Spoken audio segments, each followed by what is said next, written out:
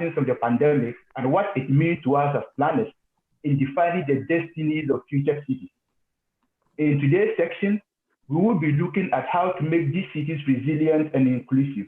In part, an opportunity to rework on all the challenges that we have refused to incorporate in our development planning discourse.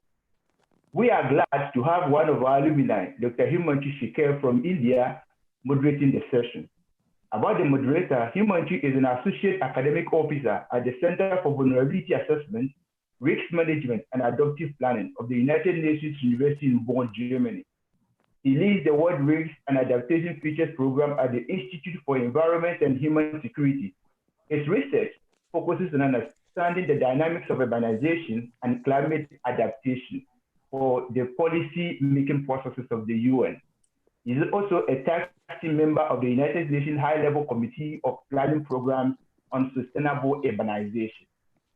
I will now leave the stage for the moderator, but before then, I would like to remind all of us that this session is being recorded and is also streaming live on the YouTube channel of the Alumni Digital Portal. So thank you and welcome once again. Akwaba, over to you, Himanshu. Yeah, thanks a lot, Augustine. It's always a pleasure and extreme honor to be associated with this esteemed association and fraternity of planners, of people who think alike, and all of us who are equally passionate about making our cities, our human settlements sustainable. My name is Himanshu, and I welcome you from Bonn, Germany.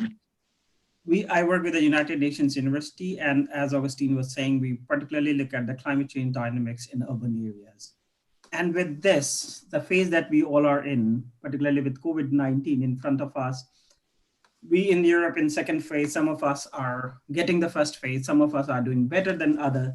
So it's, one thing is for sure that it is affecting different people, different communities differently. But how we as a global community, how we as practitioners, researchers, academicians, how do we prepare ourselves for something that is entirely unforeseen and something that unfortunately is likely to happen again, not necessarily in the same format, but the disasters, the impacts of climate change, the impact of inequality, the impact of the process of urbanization itself. So if you look through all these questions, there are a couple of things that always stand out, particularly looking at the Sustainable Development Goal. And that's why I'm so happy that today's theme is called Resilience and Inclusiveness. Both of these words are extremely important. How can we be inclusive? How can we be resilient in spatial development planning? We would look at the post-pandemic resolution with an overview from 3 different contexts and trying to then provide a very global angle to it from Ghana, from Guatemala, and from Philippines. And we have focus area on SDG 11. Like many of us, we all are seeing the impacts, but at the same time, we have a long path ahead of us. The process of urbanization itself, the process of resilience itself was challenged even before the pandemic hit us. And as the IPCC predicts, as all the current scientific literature predicts, this is sort of an uphill battle. We have to be prepared. And at the same time, the challenges that we are facing call for us to have a common understanding of the problem and a common approach for a very localized solution. So, this is like a two-edged sword. So at the same time, you have to have a common global understanding, but the solution itself has to be very local. It has to be very vernacular. So that's why this angle of inclusiveness, this angle of resilience has different meaning in different contexts. And to elaborate it further, we are very delighted to have with us an esteemed panel of speakers with us. First of all, I would like to introduce Dr. Clifford Amako. He is a senior lecturer at the University of Kwame Nkrumah University of Science and Technology in Kumasi, Ghana. Clifford, I'm really sorry if I mispronounced the name. I had been practicing, but did not get it right, I believe. That's okay. Yeah, thanks a lot, Clifford. You are a senior lecturer at the Department of Planning, and you are also the PhD coordinator at the university. It's a pleasure to have you with us. Thanks for that. Then I would like to then introduce Julio Estrada. Julio is an alumni of the program, SPRING program, that is organizing this event along with others. And he is a consultant with the German International Development Agency, the GIZ, in Guatemala in the field of urban planning and regional planning. And at the same time, Julio, are not just a practitioner, you are also a researcher. You are undertaking your doctoral research in education science at University of Fekta, if I got the name right. We are very happy to have with us another alumni of the program. By the way, I am also an alumni of the program, so it's always nice to be in the Spring family. Bonnie Andrew Mendoza. Bonnie currently works with the Asian Development Bank in Philippines, and he has been a research consultant, particularly in sustainable procurement. That's one of the SDGs in itself, sustainable consumption. So definitely, Bonnie, you would be bringing a very hands-on perspective. Clifford, I believe you would be bringing a very strong academic perspective. And as we see, Julio is somewhere in the middle. So that's why we thought that we go this way. Clifford, if you don't mind, maybe we start with you. So again, Clifford, you have 10 minutes. I believe Julio and Bonnie, they have recorded presentations. So all our speakers, they have 10 minutes. So Clifford, we first come to you. Thank you very much, Himanshu. I am grateful to be here to have a few thoughts to share on the Ghanaian situation of how the country handled pandemic, the COVID pandemic. I will say that we can understand the response from a planner's perspective by first understanding the spatial structure and the functioning of cities and regional areas in this part of the world. Ghana, like many countries in the sub-Saharan Africa, has a particular type of spatial structure like this. A very interactive, dense, populated, and very high, rapidly growing urban area, and a relatively sparse, less dense, less interactive regional area. And these two, from where I sit, has played a role in our understanding and response of response to COVID-19.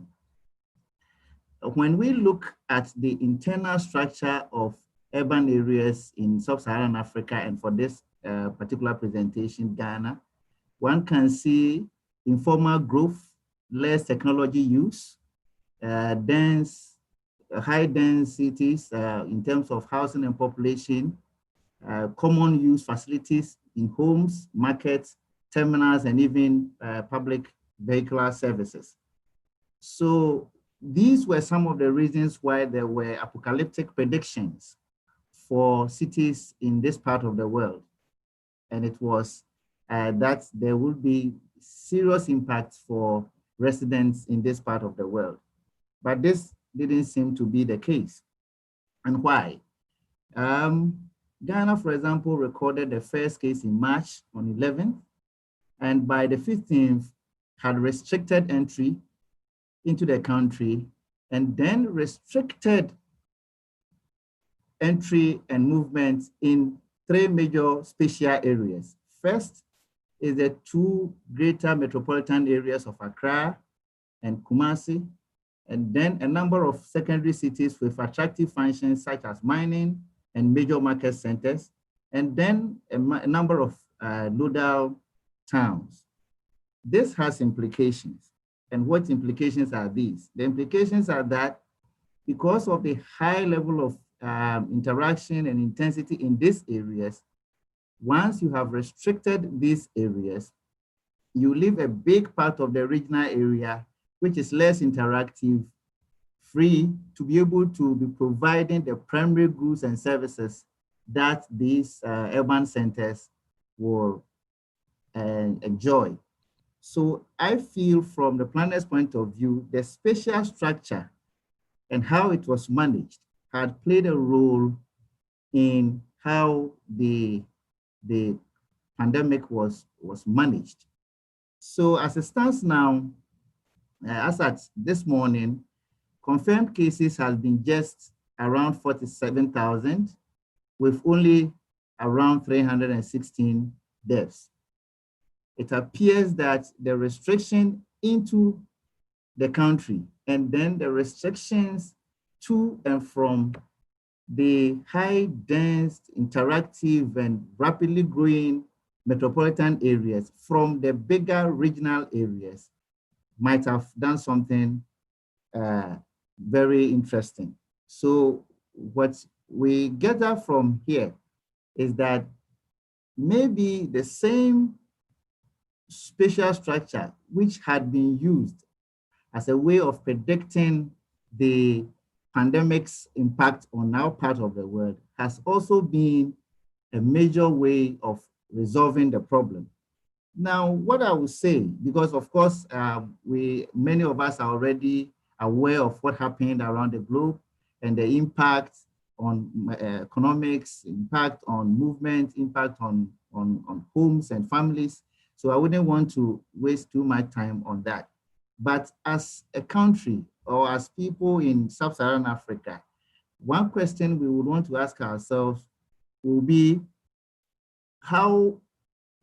which lessons have we learned as a people and as a country? And I think that there are a number of them which we can discuss. One is that this appears to have been an urban pandemic, and therefore areas of intense personal interaction, areas of high population and housing densities, areas of very rapid mobility and movements were mainly affected. And because our part of the world has this dichotomy of very urban and very rural areas, handling the urban areas always appear to save the bigger regional areas from the pandemic.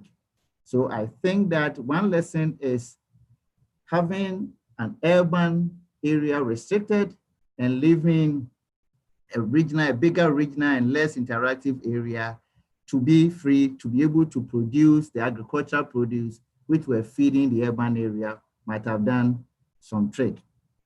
The second thing we can look at for a country in Sub-Saharan Africa is that the pandemic has called us into a self-resilient urban planning and management, because our cities have not grown on planning basis, cities have not grown to provide for its residents.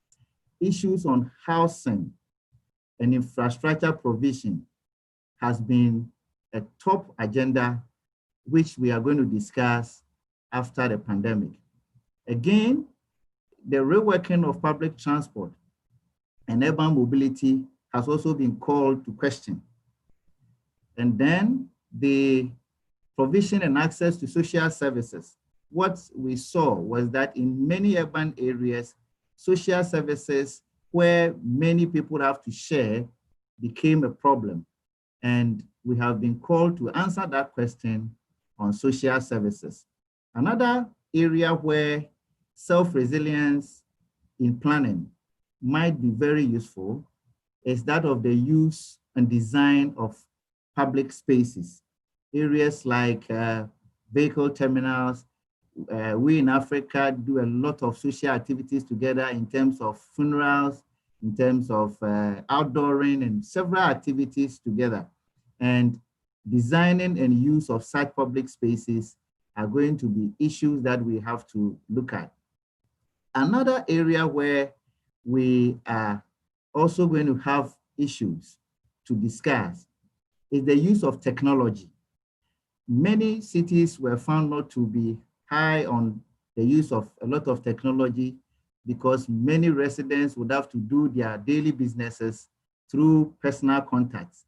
And with such a pandemic, all these people were restricted and it was difficult to do business. So areas where we may have to look at trying to use technology, trade and exchange, education, finance and banking, health delivery, these are areas that we may have to look at if we have to be resilient and very inclusive. I think that in terms of entry points, Sub-Saharan Africa has relatively been a bit okay in terms of the impact of the pandemic.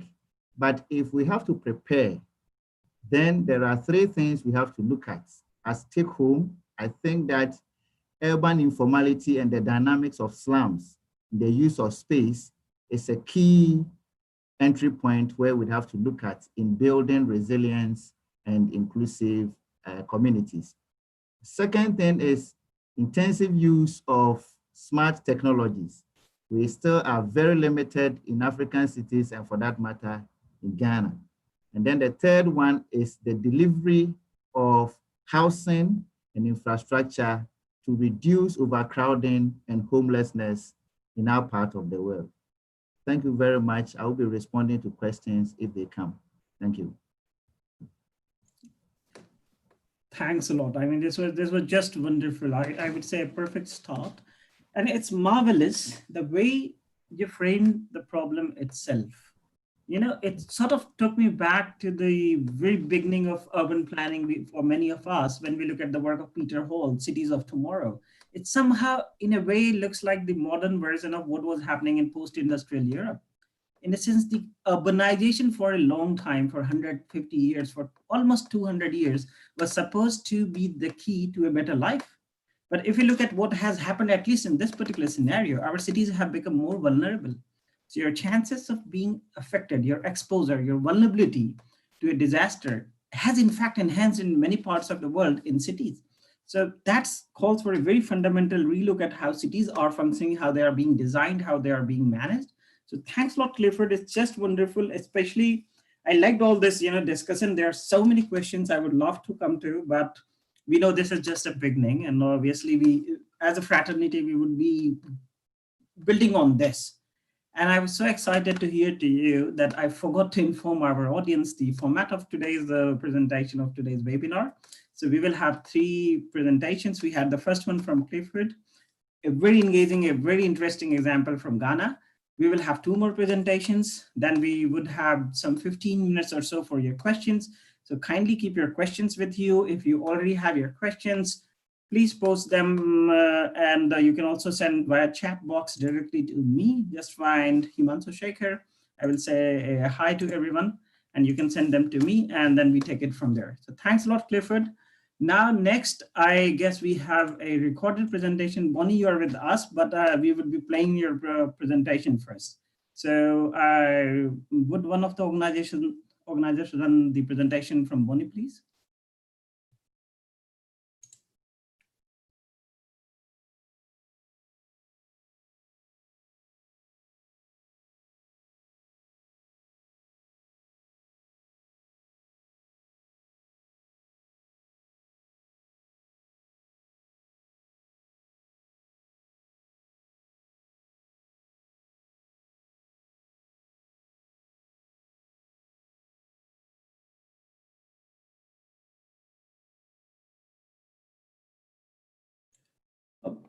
Mahmoud, I believe you are sharing a video, or maybe you have just started, but at least I don't hear anything.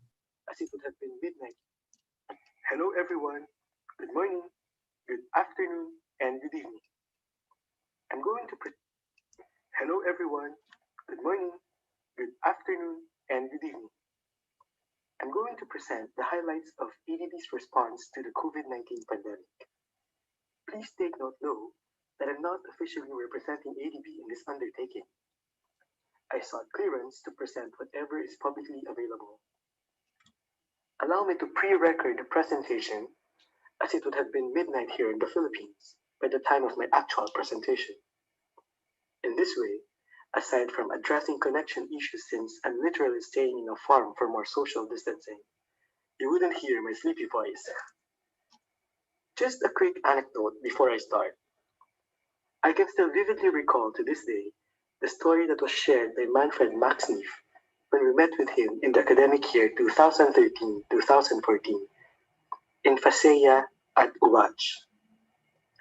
He was once invited in a meeting with the multilateral organizations to share his opinions. After arguing that the essence or being of these multilateral organizations was actually to perpetuate poverty, he was never invited again. This struck me and made me read his book. He then became my main inspiration of my master's thesis on local money, who also in one way or another inspired Dr. Felix Hooders, who served as my supervisor. Now you might wonder Why I work for a multilateral organization like ADB when I should be pushing for alternative forms of development. This would be answered hopefully towards the last part of my presentation. Okay, so my presentation is divided into 3 parts. First, the objective. Secondly, the body, which is ADB public data, from points 2 to 6. And thirdly, the conclusion and way forward, which are purely personal thoughts. My objective really is to inform everyone here of the ADB's efforts in responding to the COVID-19 pandemic, and also to present to you opportunities to contribute if possible, based on your eligibility and qualifications. And just a disclaimer, kindly take note that the views expressed here do not reflect ADB's views. On April 13, ADB President Masatsugo Asakawa announced a $20 billion package from an initial response of $6.5 billion to help ADB developing member countries counter the severe macroeconomic and health impacts caused by COVID-19. In parallel effort, ADB has engaged with the international business community to understand and connect with the global market and facilitate regional support for emergency procurement of COVID-19 related critical products. One initiative in support of this is the COVID-19 products market research. Owing to the fast-moving and complex market for critical care products and personal protective equipment for patients and frontline workers, ADB immediately reached out to manufacturers, authorized distributors, procurement agents, and consolidators of COVID-19 related items for possible procurement by ADB or its borrowers. The figures here in the chart represent the firms that signified to take part in the ADB response to the pandemic. This is as of September. With respect to medical equipment such as ventilators, resuscitators, PCR machine, and the like, a range of 16 to 63 firms signified participation. For personal protective equipment such as N95 and surgical masks, 77 to 95 firms are available. For diagnostic equipment such as lab screening test kits and extraction kits, 27 to 54 firms are in. Lastly, for consumables like tubes, paracetamol, and disinfectants, some 23 to 58 firms confirmed to take part. This is also as of September. In support of the global efforts to combat the pandemic, ADB undertook direct procurement of critical medical goods as a response to urgent needs. All kind of new school, like the picture suggests. 3 million regional technical assistants mobilized by the Health Sector Group of the ADB Sustainable Development and Climate Change Department. And as of August, 23.4% of the total medical goods are already delivered. In Bangladesh, 92.6% of these goods are delivered. However, ADB members such as the Cook Islands, Micronesia, Fiji, and Georgia have yet to receive the ADB procured medical goods. Secondly, ADB shelled out $5 million for the Rapid Emergency Supplies Provision Project. It's called Bayan Bayanihan, that delivered critical food supplies to more than 140,000 of the most vulnerable households in Metro Manila and neighboring provinces. These are the areas hardest hit by the pandemic. Thirdly, a $3 million grant from ADB's Asia Pacific Disaster Response Fund funded the new pandemic subnational reference laboratory in San Fernando City to significantly increase the country's testing capacity for the COVID-19 disease. I believe that these last two financial assistance are highlighted since ADB headquarters is affected, as its location is in Manila, Philippines.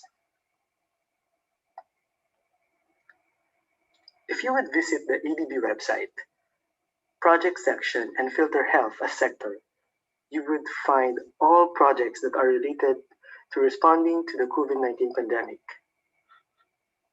Here in this slide, I'm only highlighting 4 sample regional projects. With respect to the Greater Mekong Subregion Health Security Project, ADB is working with the governments of Cambodia, Lao People's Democratic Republic, Myanmar, and Vietnam to enhance responses to emerging infectious diseases and the management of other major public health threats. The project is addressing weaknesses in these countries' health systems and promoting cross-country cooperation to improve national and international health security. This project was already in place prior to the COVID-19 pandemic. However, since the pandemic occurred, the project added an output to respond to COVID-19.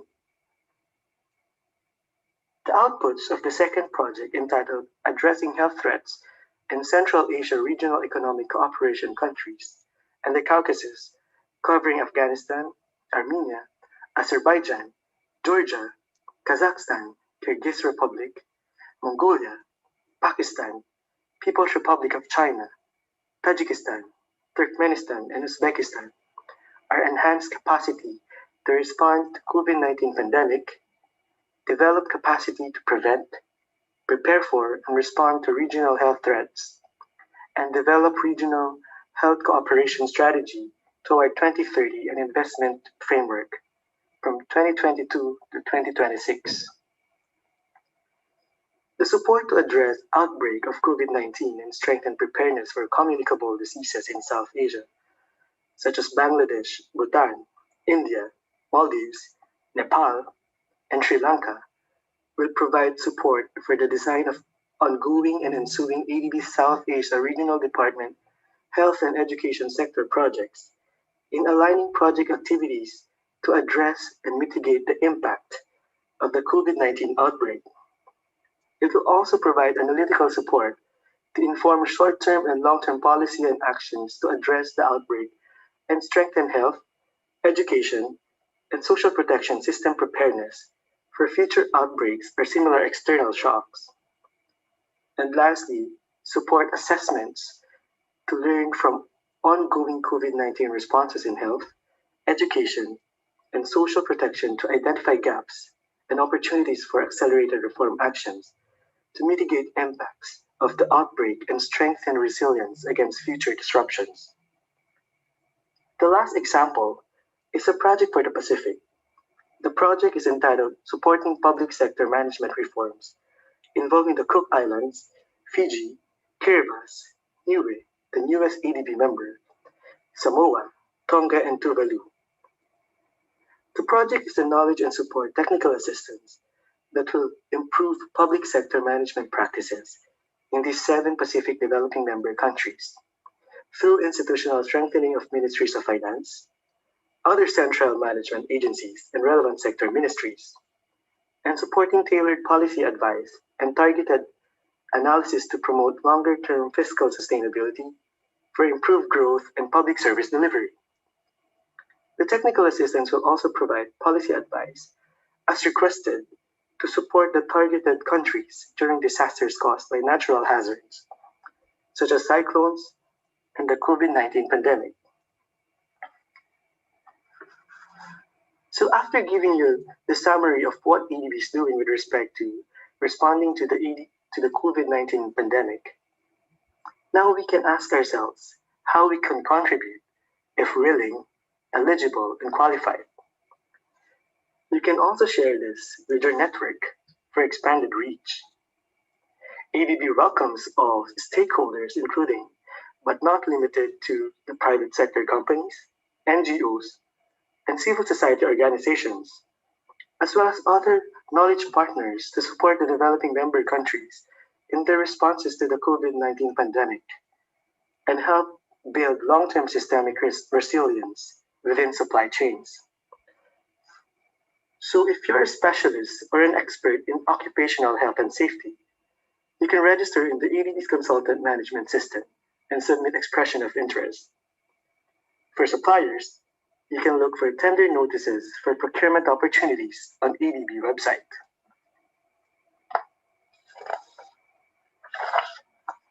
Let me read this verbatim, as these are my own words. True to its mission, ADB remains relevant to promoting and ensuring resilience and inclusiveness of its developing member countries in the light of the COVID-19 pandemic through funding programs and projects carried out in the most efficient manner and with widest coverage possible. It is reminiscent in the hundreds of ADB-funded projects published on ADB website that COVID-19 related component has already been integrated. As a way forward, I believe ADB is looking into ways on how to help its developing member countries in their journey towards post-COVID-19 recovery, as well as how to adapt to the new normal. I personally hope that multilateral organizations such as ADB would soon incorporate alternative development solutions, such as regional or complementary currencies, to coexist with national legal tenders as not only one way to adapt to the new normal, but also to help regions towards sustainability. Thank you very much. Vielen Dank. Muchas gracias. Maraming salamat po for your attention.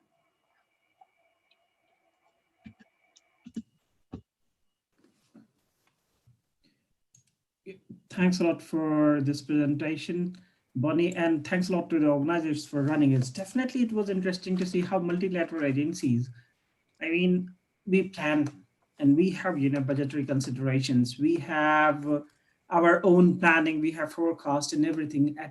And then suddenly there's something that nobody really planned for. Many were predicting that this could happen.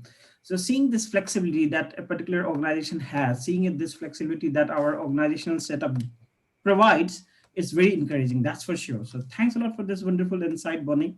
I'm pretty sure there would be questions coming your way.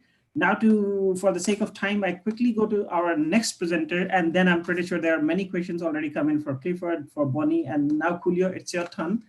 Julio, so far we heard an academic perspective, a very thorough understanding of what worked, what did not work. We got a practitioner's perspective from Bonnie that how organizations themselves are kept on toes and they try to deliver, they try to raise to the occasion. So Julio, if I come to you, by mixing these two perspectives, academic and practitioner, and sort of providing some sort of guideline to what has worked, what has not worked from Guatemala, that would be amazing.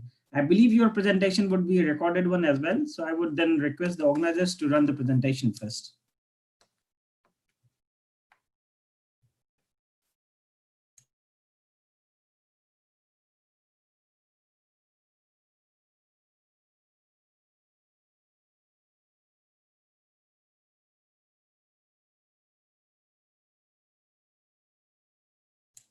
There is no sound so far.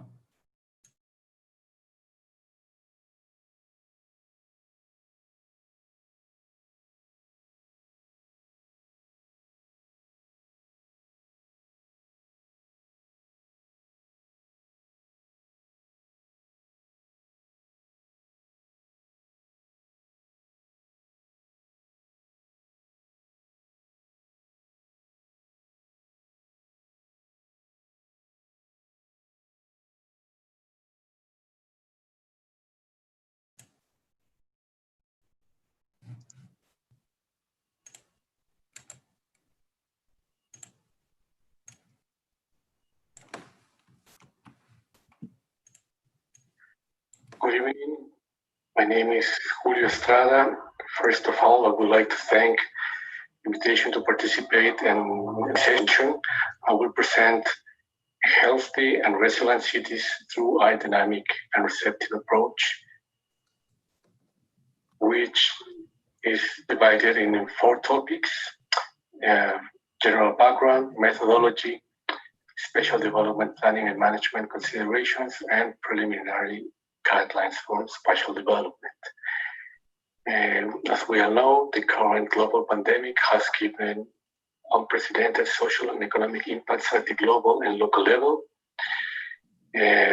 Within this context, local governments' responsibilities such as access to water and sanitation are nowadays highly constrained and affected, and local governments are facing completely new challenges in terms of spatial development, planning, and management for their adaptation to a post-pandemic context. The GIA Guatemala 2030 Agenda Project has coordinated 8 webinars with 23 national and international experts that, together with 24 local government technicians of 3 municipalities of Guatemala, have discussed on the current situation and at the same time have proposed preliminary spatial development planning and management guidelines. Through a qualitative research approach, there have been implemented 3 phases, starting with the coordination of these 8 webinars, the formulation of questionnaires that were responded by the local government technicians, and then the analysis of these 8 webinars, discussions, and a total of 192 questionnaires, which ended up with conclusions, recommendations, and guidelines for development planning and management. This has been realized with 23 experts coming from different sectors, from public, academic, private, civil society, and international cooperation agencies. And as the audience of the webinars, the participation of 24 technicians of 3 municipalities of Guatemala. The first topic discussed during the webinars was municipality challenges against COVID, which included to have adequate capacities to coordinate with the Ministry of Health, the definition and attention to local priorities, the generation of capacities to reduce data and information gaps, design and implementation of protocols for diagnosis and treatment in coordination with other institutions of the health sector, and leadership to coordinate social and economical recovery with a more sustainable approach conducted by these local governments. As an example of the needs of having data and having also the capacities to manage it, we can see in the map the relation between COVID cases in settlements that are close to main roads and how it has been spread around the territory. The second topic addressed during the webinars was efficient territorial management to reduce inequality in times of COVID, which concentrated on local governments' low capacities in data production for decision making, as I have said, and also on the importance of the monitoring municipality performance in order to contribute in the strengthening of the generation and analysis of information, and also to encourage them to support local governments to promote development and attention of main social problems. As example of these topics, it was highlighted the geospatial information, the use of geospatial information for decision making, for example, also in the relation of overall poverty distribution and COVID cases distribution. The third topic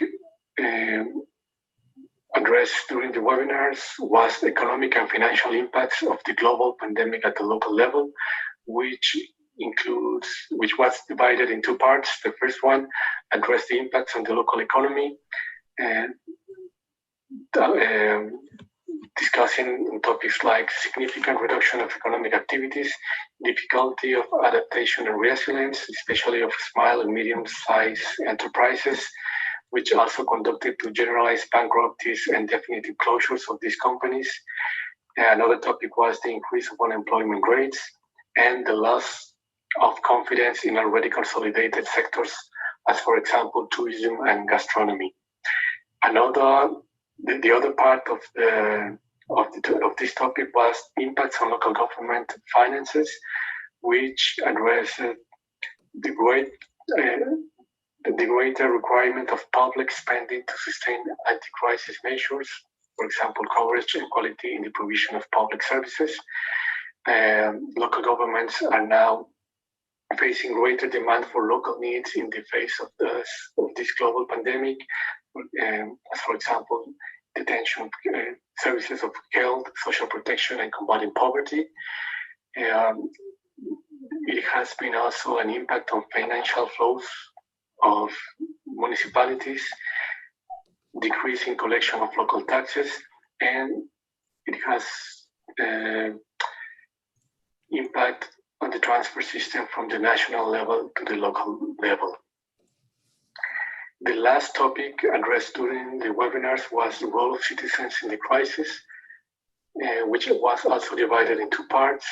The first one, general perception of civil society participation during the crisis, which discussed barriers to participation, low effectiveness of affected stakeholders' participation, lack of confidence on local authorities, lack of adequate institutional framework for participation, and obstacles to reduce gaps between civil society and decision makers.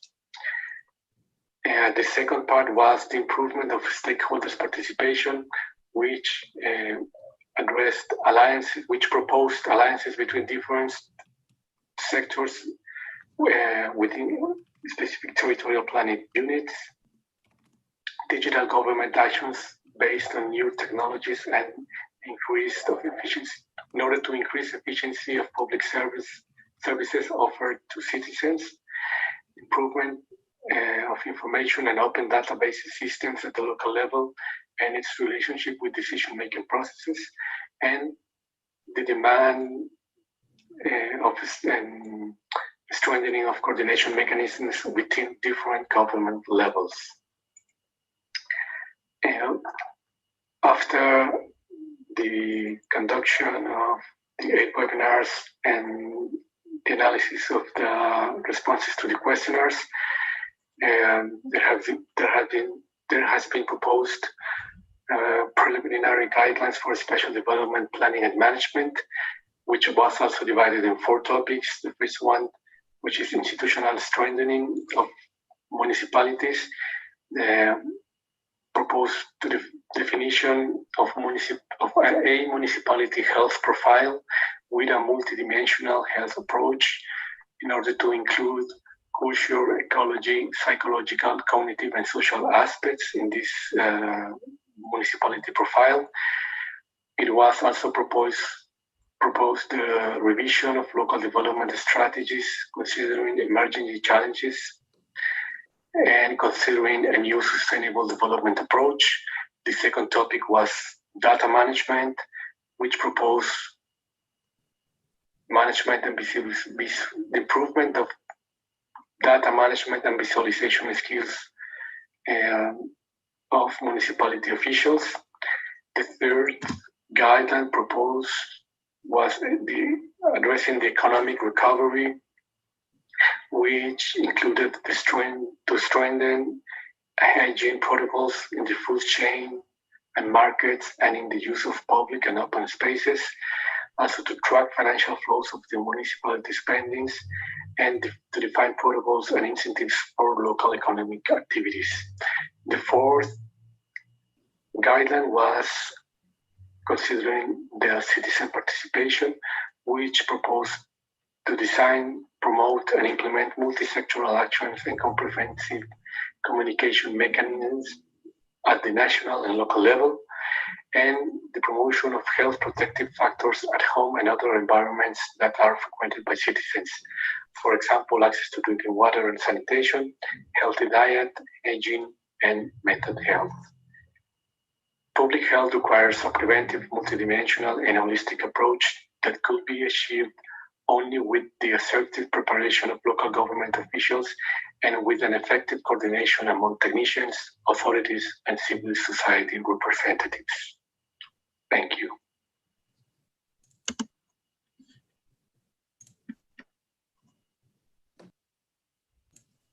Thanks a lot, Julio. This was definitely an interesting presentation, I must say.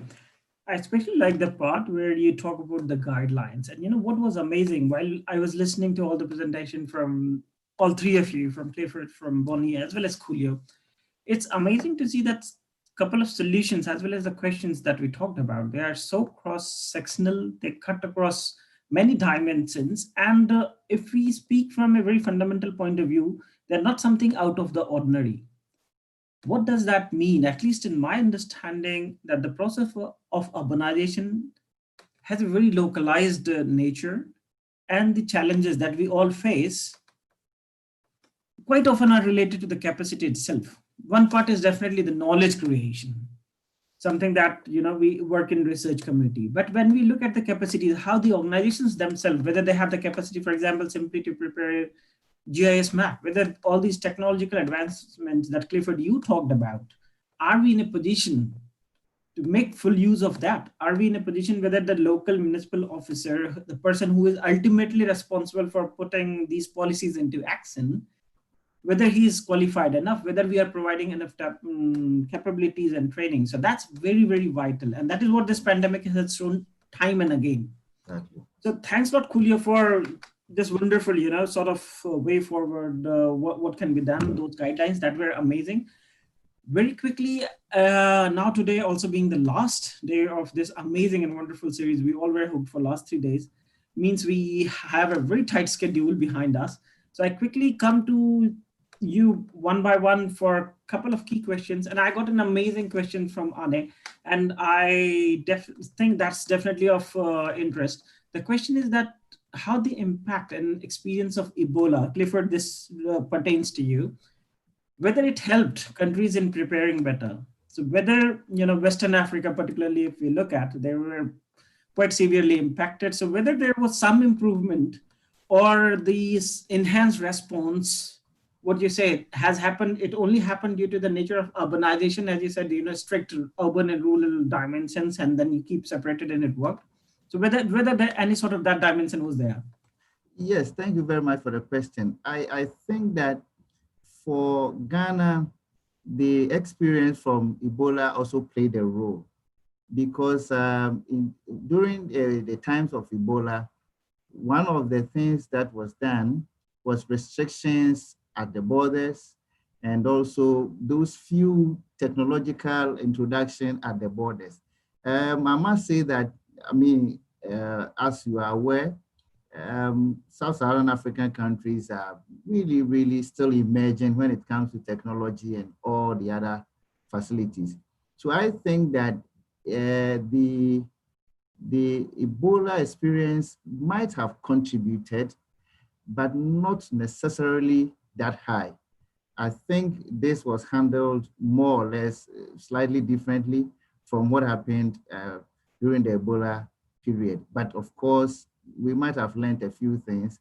A few of the gadgets that are found at the airports, for example, were acquired during those times, and maybe a few others have been acquired in addition. But you can see that since Ebola, a few things have changed, especially at our borders since Ebola.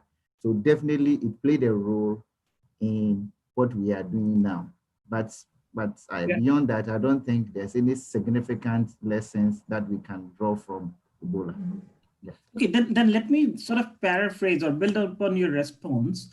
So whether, this state of being dynamic about preparedness, things one after other, if we look at the overarching narrative of urbanization, not simply in Ghana or Western Africa, if I may say this, global South, as we call, we're always in firefighting mode. So I believe Exactly. The capacity of, this resilience somehow, I don't know how much of it is by design, how much of it is by choice, but do you think the structure itself was more resilient? And that is the second part of question, whether that allowed countries in global South, if we look in terms of fatality, despite all the dire predictions that were there, they seem to be doing better? There are many underlying factors, but what about this one? Yes, I think that is where I was really looking at it from our spatial structure. You find that there is very minimal movement from urban centers to the regional areas. The other way around is there. You have a lot of young people moving from the regional areas to the urban centers, and usually they go to seek greener pastures and they live there. So if you restrict movements within those areas, then you are largely able to contain those areas.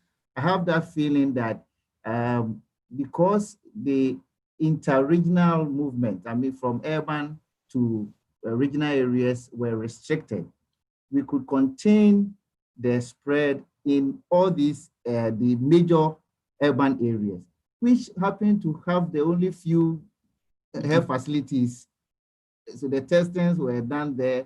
And so you see that maybe there's by design, there's by choice, but I'm looking at it from the spatial structure, which made it possible to contain the spread in urban areas and leave the regional areas alone to be going about their primary production and so on.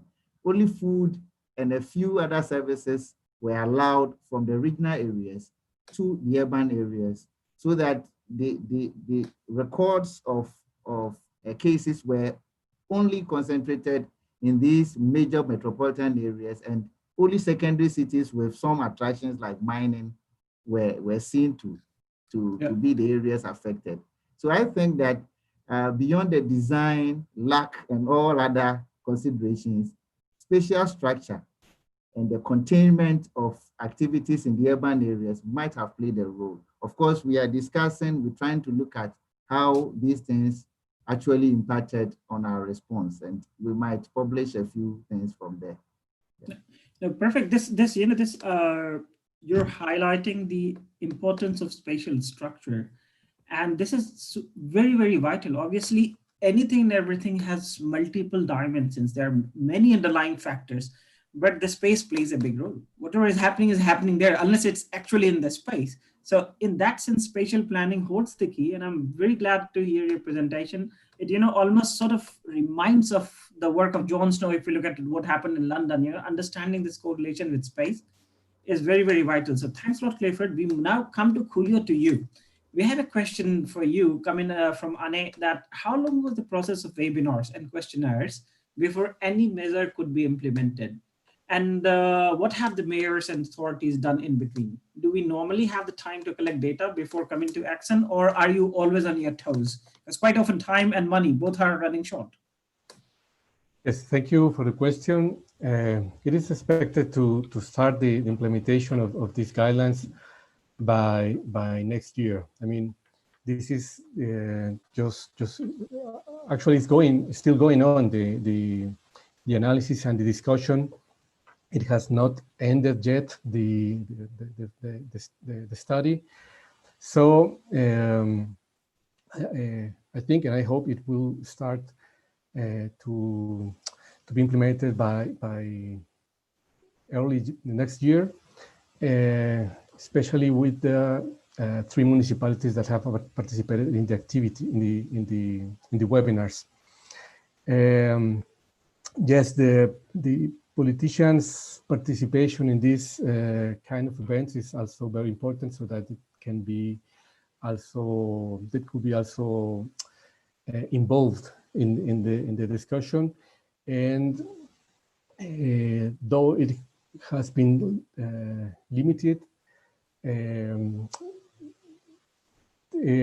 have the participation of the National Association of Mayors, and the director of this association has been actively attended the webinars.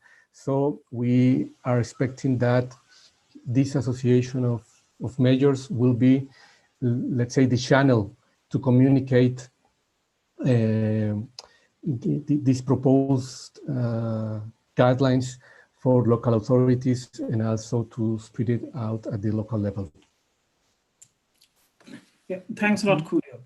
This definitely, I mean, it's the same ongoing process for all of us. Resources are limited, time is limited, but the action has to be very immediate. So in that sense, I appreciate the work that you have presented. It provides us some clues on how to go forward. And with this, if I may, I build upon this question and I come to Bonnie, you. The role of multilateral agencies, if we look at the pandemic happened at a very local level.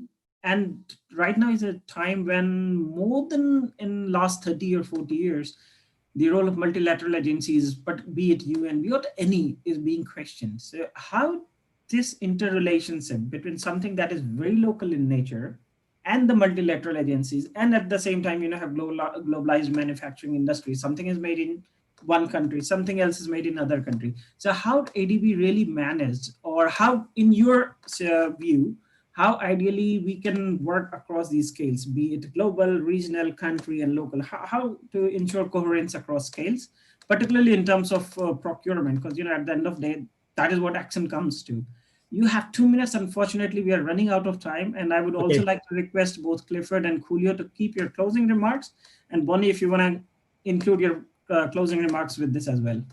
Okay, thank you for your question. And I would also first like to say hello to my batchmates in Spring, Germany in 2012 and Chile 2013.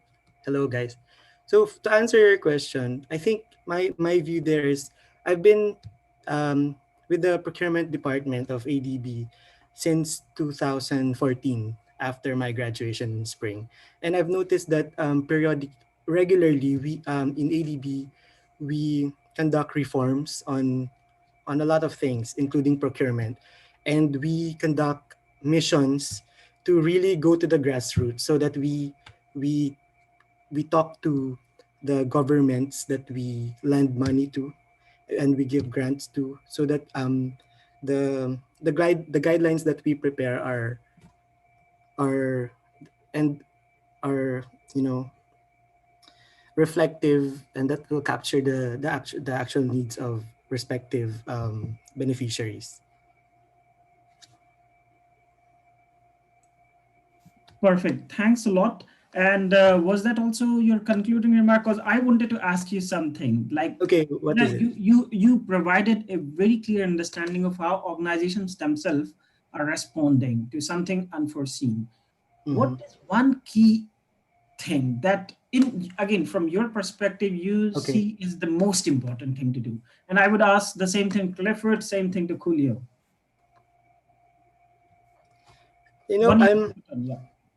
Yeah. Okay. Your question is what I think I should do, or what I think ADB should do? Whatever you feel like, the one single most important thing, if you want to highlight, be it procurement, be it coordination between government agencies, be it capacity building. I'm just throwing alternatives out there. What you personally think made the difference? I think, if this would have been scheduled later next week, for example, I would have added other slides and talked about what our President Massa in his speech discussed. And he highlighted actually the ADB funded projects are right now laying the groundwork for the recovery of developing member countries' economies.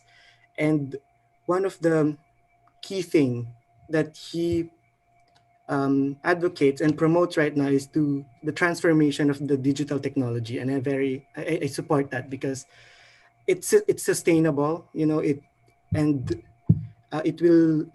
really the future. And I hope that all governments will support this digital transformation. I could not have agreed more. Definitely, I think, Bonnie, you pinpointed the most important, one of the most. I mean, as important education has been, as important electricity has been, health services has been.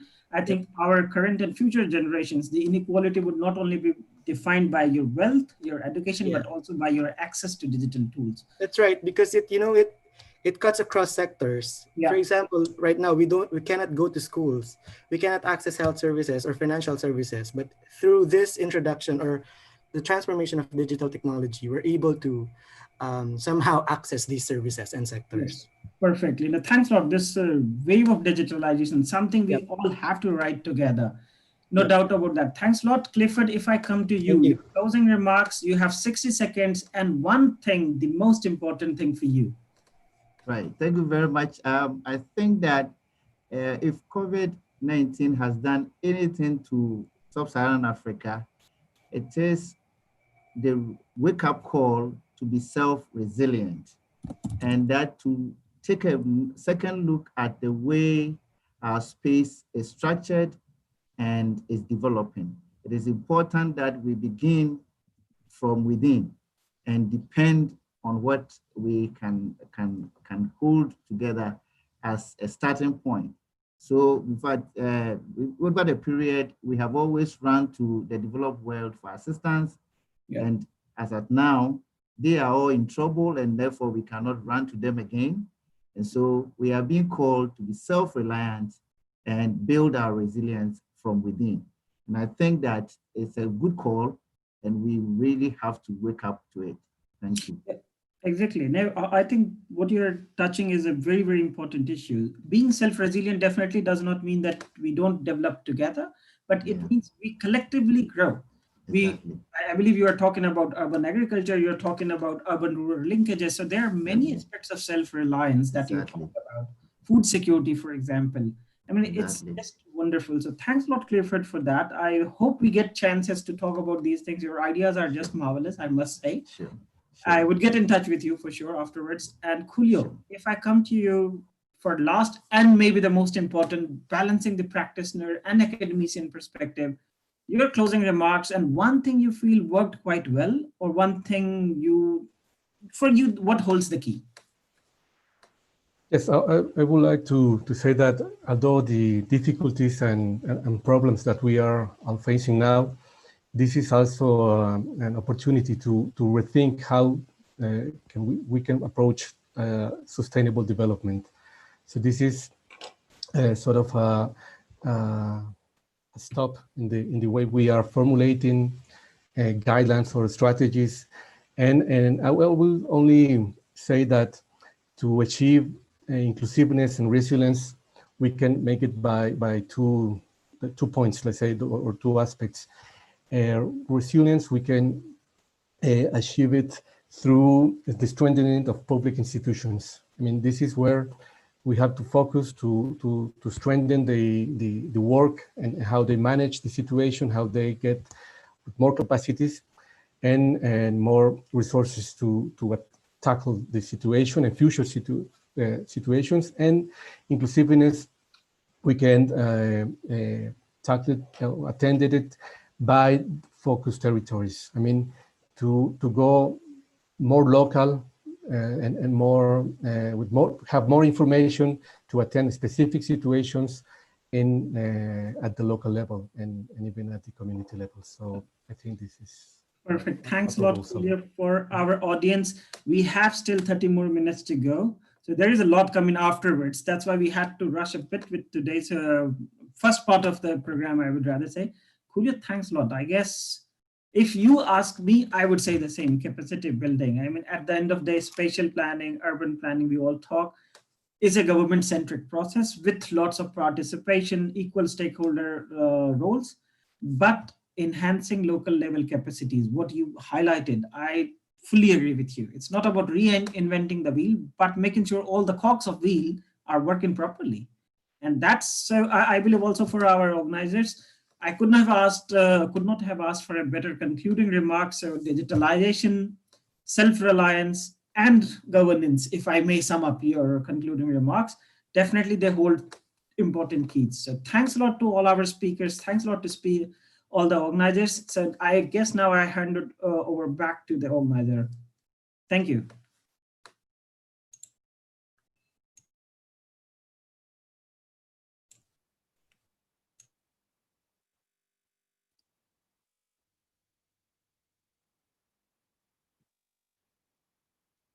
Thank you very much, Himanshu, for that wonderful discussion with our today's panel of speakers. And today, I am here to give you the summary of our sessions. Just give me a minute to set up my PowerPoint presentation.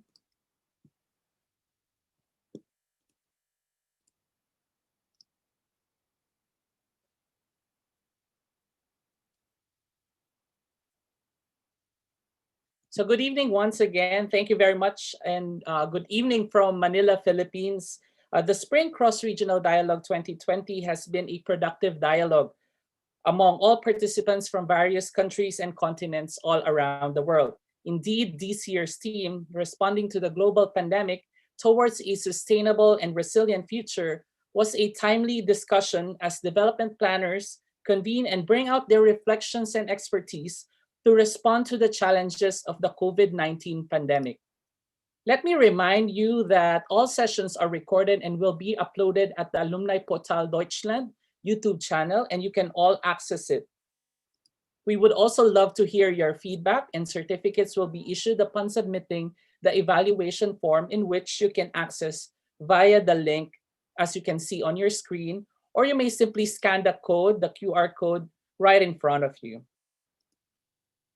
During the opening session, recalling the achievements of the cross-regional dialogue, Professor Carmelita Liwag and Dr. Cesar Guala Catalan of UP-SERP and Universidad Austral de Chile delivered their welcome remarks during the opening session of the conference.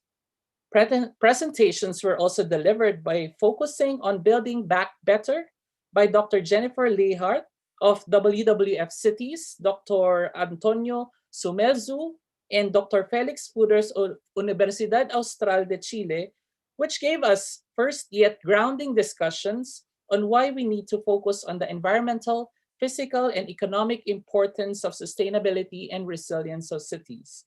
It is indeed a true reflection that through the incorporation of these pillars of development, pandemics like this would have been prevented from happening in the foreseeable future.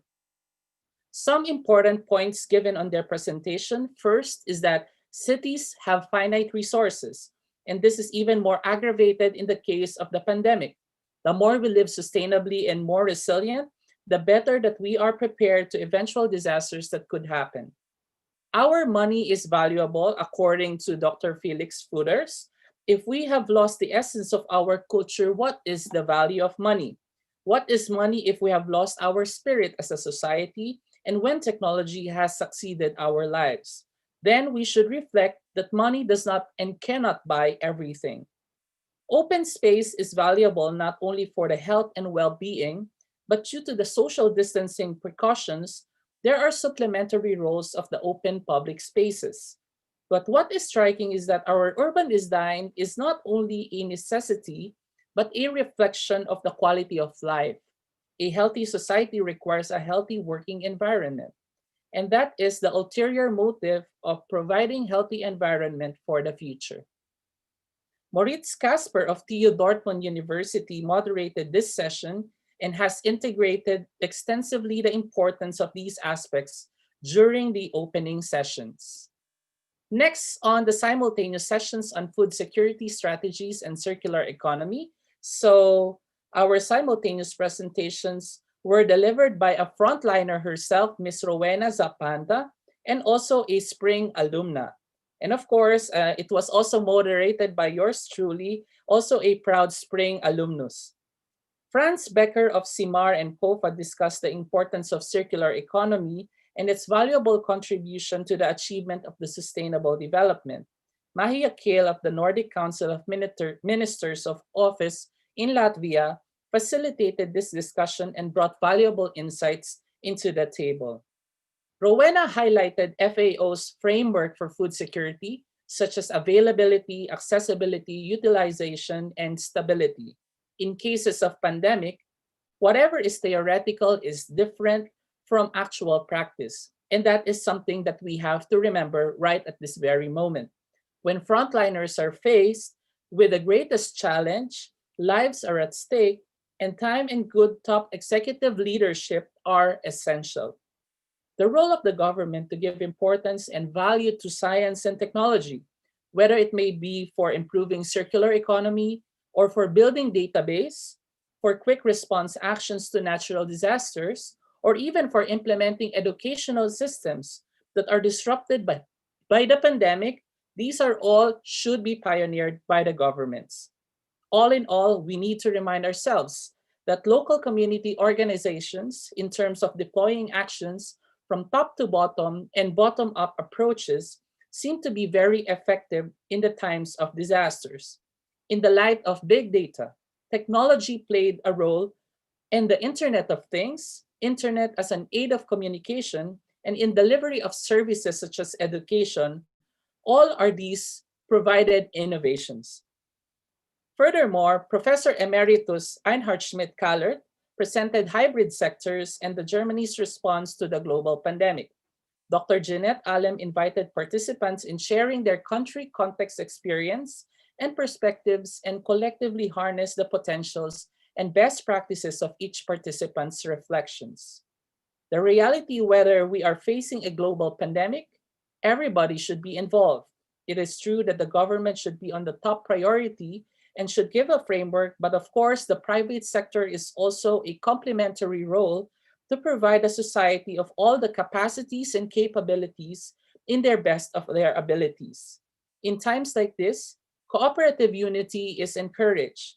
We should realize that the fight on the pandemic does not only rely at all in the government. We as a society should collectively put all our best efforts as an individual, as a community, and as one world.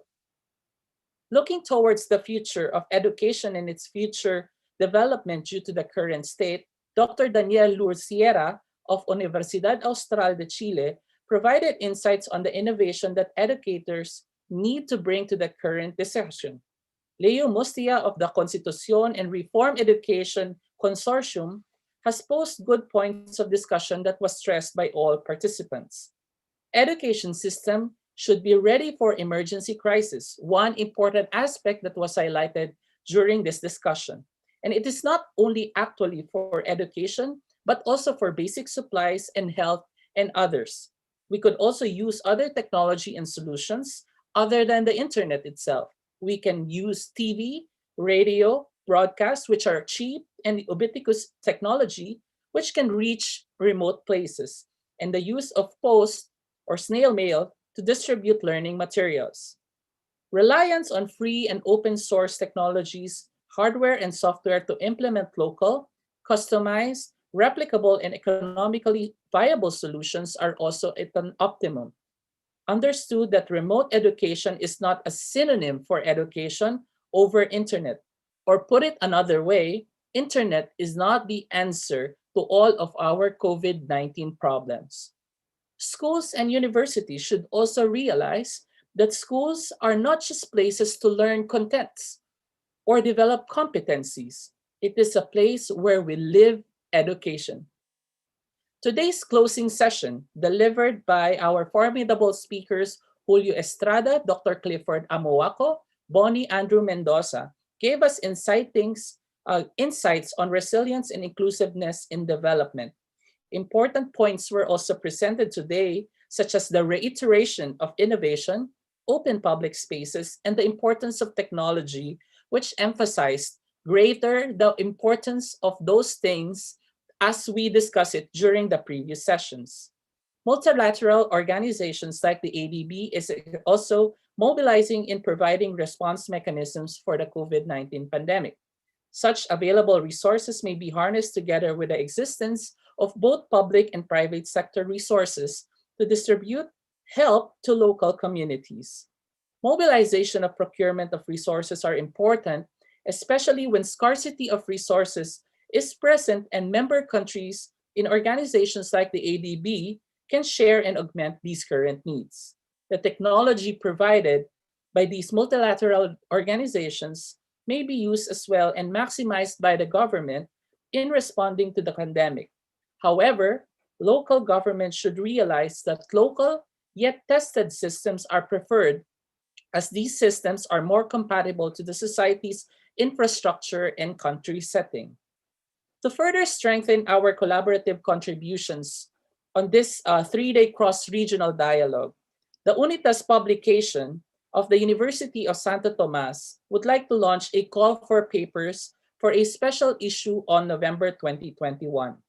All participants' outputs and insights, as well as development planners' involvement, experience and policy-related research on the global response to COVID-19 pandemic are invited.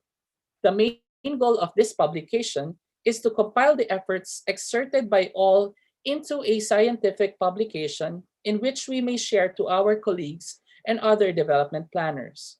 All papers must be at least of 8 to 10 pages in length and in MLA format on the 5th edition.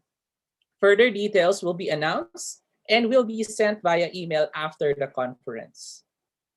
Once again, the Spring Cross-Regional Dialogue has finally come to an end, but our positive actions and response to the global pandemic does not stop from this moment. Our learnings and shared experiences will contribute together towards overcoming this global battle, and may the learnings from this 3-day conference bring us more energy and positivity that in our own local ways, we have significant contributions to bring to our institutions of affiliations and to the greater society where we are all part of. Sustainability and resiliency may sound cliche, but this global pandemic is also a great reminder that these concepts are better realized for our future generations to come. To the organizers and to those who have become part to make this conference possible, thank you very much, and may we continue to engage in rich discussions like this in the future. Allow me to move forward to the closing remarks to be given by Architect Rodolfo P. Ventura, the Dean of the UST College of Architecture here in Manila, Philippines, for the closing remarks.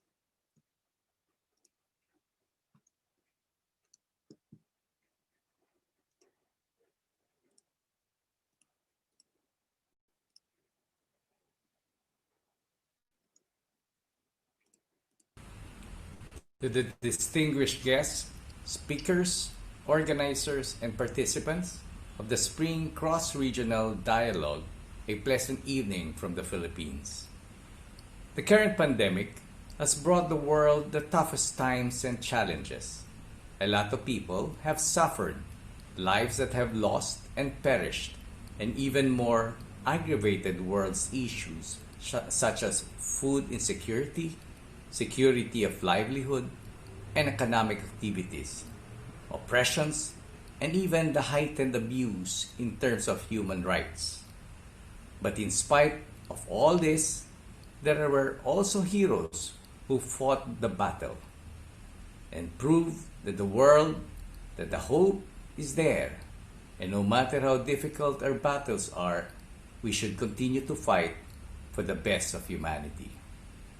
In this occasion, I would like to thank all of you for forming together and engaging yourselves in an activity, discussion, and dialogue regarding the issues the world is facing today, responding to the global pandemic towards a sustainable and resilient future. It's not only a theme to convene, but a theme to live and truly to envision. Our geographical location may be all different, and our challenges through our regional disparities may differ, but as a common human population, our unity as a common global society must continue to unite and forge. Our greatest fears do not lie on the present-day issues that the COVID-19 has brought us. It is our willingness as citizens of the world to act. To act together is indeed the most vital force we need to bring to the world today. As we conclude this event, it is our pleasure in the University of Santo Tomas College of Architecture to be in cooperation with you all. How truly we wish we can host you all together here in Manila, Philippines. But maybe the opportunity to be here online together is a great way to reach farther distances, reach more participants, and inspire hope and bring endless possibilities in helping the world respond to the current global pandemic. Our dreams, plans, and visions, individually or maybe collective, may have been suspended, but only one thing was reminded to all of us on this occasion: that life is the most important, valuable asset that the world may have right now. And that this life as a human race given to us be valued as the most important asset in reaching a sustainable and resilient development. The toughest times brought by the current pandemic has shown numerous collective efforts that no matter how daunting the day goes by, we can overcome this battle together.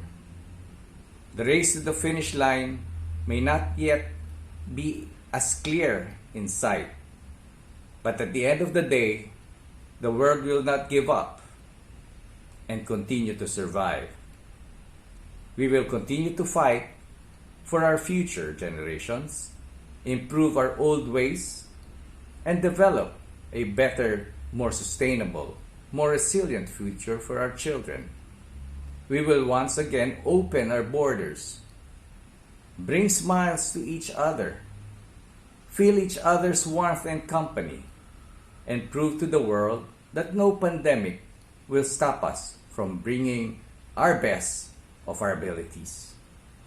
Sustainability and resiliency are both timely and relevant concepts today.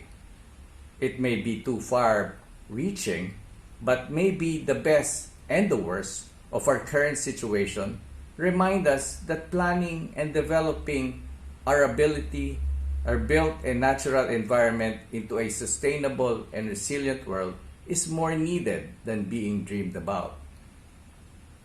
Individually, our capacities as professionals, as planners, or whatever profession you may have, be an architect, an engineer, a developer, a doctor, a teacher, we all play part in continuing and helping the world survive the present pandemic. We all have the power to succeed in these challenges. Our skills would help others one way or another. Our differences may be, but let us be reminded to set them apart and continue to strive as we battle this pandemic together as common citizens of this promising world. Our greatest appreciation to the organizers and supporting partners of this conference, with all of you who have made this conference possible. Despite the odds, the limitations, the time constraints, we have conquered altogether the challenges of time difference, language, and variety of our expertise. We have solidified in this conference that together as common citizens of the world, given with an unified solid vision, we can do things. We can make things happen. The promise of this conference theme to respond to the global pandemic may be daunting. We may have to think of individual needs as members of our respective families. We may have to think of our limitations and our weaknesses. But that is what this challenge brought us together. That is our differences. Somebody else could complement it. With our limitations, other people could augment our needs. We just really have to resolutely acknowledge that this fight is not our fight alone. We are here together. We must fight all together, and we will eventually succeed all together. There is a saying that you are only as strong as your weakest link. The world may have been shocked by this pandemic at the very beginning, No matter how the world has experienced this in the past, a lot of put blaming and pointing fingers happened. But we are currently in the final quarter of this year. It is about time to set aside this and focus our energy in bringing to the table our expertise, our solutions, and proactive mind to make things better every single day. The differences we make every day pave a better way to our health workers and frontliners who are putting their valuable lives to succeed. In every blame game, we bring what went wrong on the table. Another life is perished, another family is grieving and suffering. Enough of highlighting on what went wrong and what needed to be done. It is time to act. It is time to move forward. It is time to focus our best attention to what we can do. Our time is here for us to act, and this is our best contribution to the world today. I, in the University of Santo Tomas, the College of Architecture here in Manila, Philippines, have faced also a lot of challenges, especially in the recent lockdown in Manila. Our projects have been suspended. Also, a lot of my colleagues have been affected by this pandemic. Our students have somehow lost the track of looking brightly to their future. Many lives have become hopeless and even more frustrated as we meet today.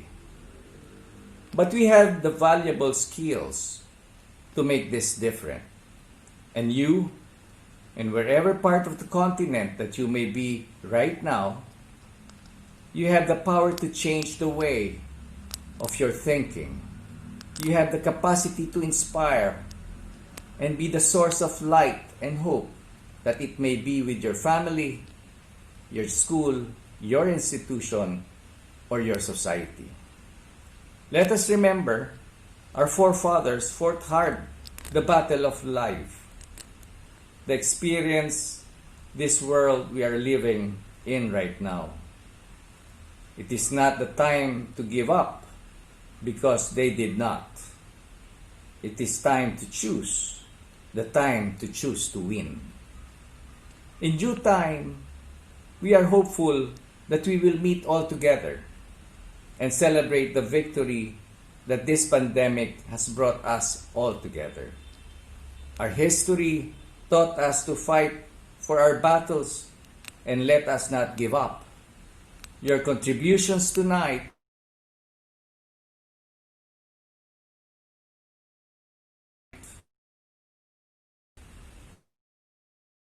have brought us back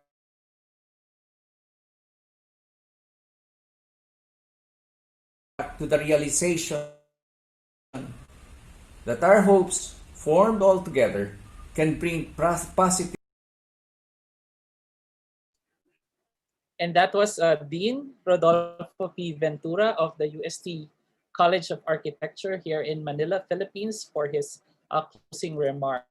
Allow me to transition now the presentation to our colleagues from the organizing committee headed by Memuda and Mary Grace to move forward and finally close today's session. Good day, everyone. The event is a collaborative effort driven by a common interest. The pandemic showed us the good and the bad. Maybe some of us have asked ourselves, did it lack planning or the policy needs adapting? What could have been done better? How can we adapt? How can we become resilient? Should we look at pandemic as a type of disaster? But we are thinking, but in our environment, we have experienced less pollution in many cities. We have clearer skies. We hear birds again singing, and other that you may have witnessed in your cities. A lot of questions, and we hope at least some of them were addressed during the past 3 days. And also, We would like to see you all again taking advantage of the online technology available to us right now. We would also like,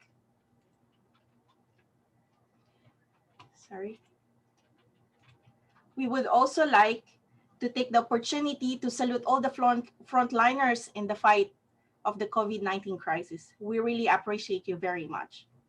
This volunteer-driven initiative started last year in Valdivia, Chile, was based on the idea of activating the Spring Alumni Chile networking that eventually led to organize a winter school funded by DAAD and a friendly support from Willow Foundation.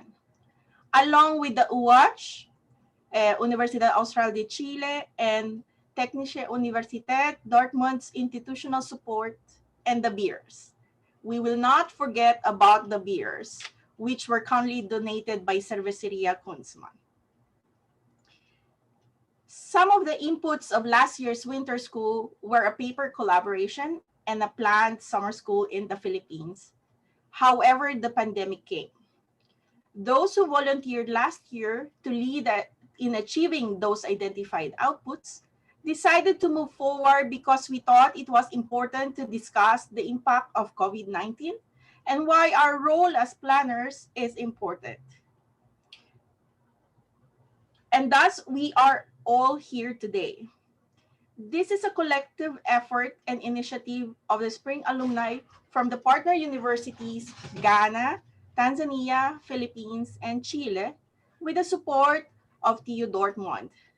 And I'm gonna say to Dr. Anna Weaver also, who has been there, has been supporting us all the way with our crazy ideas. And we have recorded for this event, we have recorded about 200 registrations for the whole event, an average. And an average of 350 connections and Zoom meetings per day, and about 340 views from the YouTube alumni portal Deutschland channel for day one. And our target was only 150 for the whole event. Thank you so much for registering and participating in the event. So we also thank our guest speakers, moderators, and note takers. We appreciate you very much for giving us a part of your valuable time and share with us your insights, knowledge, experience, and your work. Thank you, Admir and Maria from Alumni Portal Deutschland, for being patient with us while doing a crash course in the Zoom meeting. I think our learning curve was on its highest peak this past few weeks. Thank you also for Alumni Portal Deutschland at the University of Santo Tomas for your support and cooperation. So we will have a call for papers later on that Vincent had mentioned. So you could visit the website to know more about the information, and we will also send emails regarding that. It has been a great weekend filled with fruitful discussions and exchanging knowledge and experiences. We hope the event, Spring Cross-Regional Dialogue, paved the way to new ideas, new opportunities, and new possible solutions or alternatives related to planning and the Sustainable Development Goals to adapt in situations like the COVID-19 crisis. And also, it has allowed us to reconnect with our Spring family. Some have not seen each other for more than 10 years, not until today. So I've seen Bariki over there. We graduated more than 10 years ago, and this is the first time I've seen. Our goal in organizing this event is not only to find solutions to pressing matter as spatial planners, but also to strengthen the Spring alumni network. We hope we achieve that today. We wish that this is not the last time, and we hope and we look at it as an inspiration to organize other activities or events in the future, anywhere where the Spring alumni are. So here's a showing of like a word cloud of potential speakers for Anne and other partner universities. These are only a few, and you could always tap the alumni for all the possible expertise regarding spatial planning.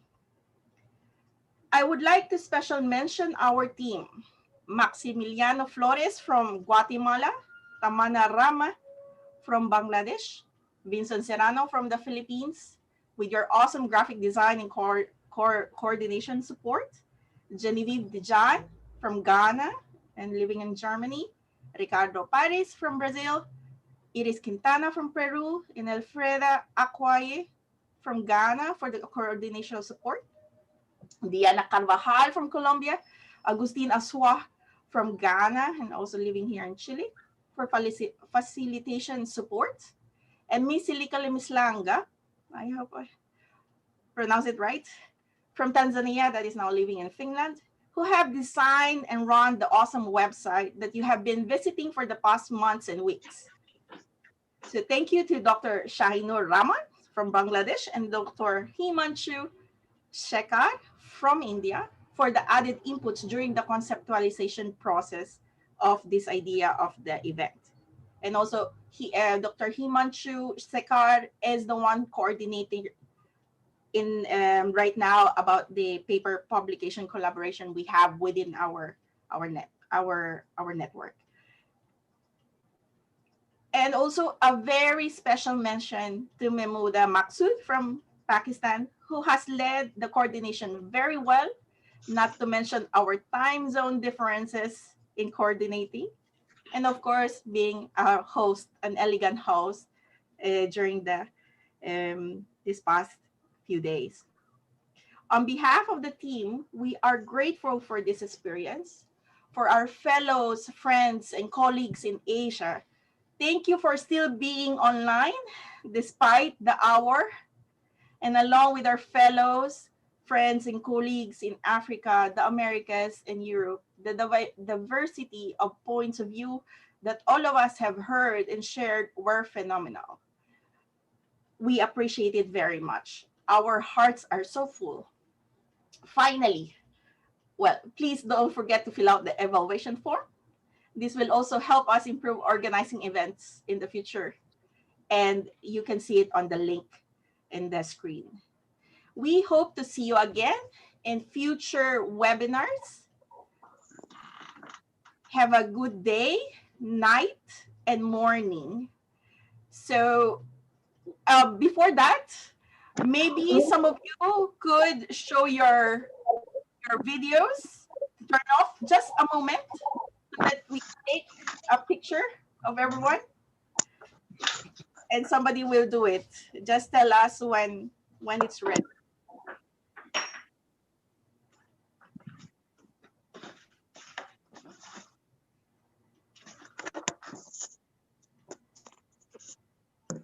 Once maybe you could stop sharing your screen. So this is like a souvenir for all of us.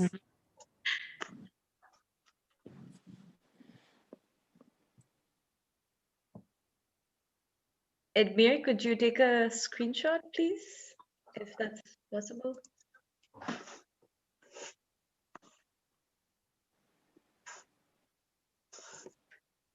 Also, I would like to thank Marie Grace. It's because of her the Spring Alumni actually got together. She is a motivator, a guide, a mentor, and a great friend, and is essential to all the processes of the Spring Alumni event. So thank you, Grace, for always being there. And thanks again once to our speakers, moderators, and participants to bring in an array of experiences together that we learned from. And lastly, we hope to see you in person next time, and with hopefully a less grave situation at hand. Also, we will let the video be, the meeting be for another 10 minutes. So if you want to chit chat, say hello, do a cheers. But I guess you will stop the live stream.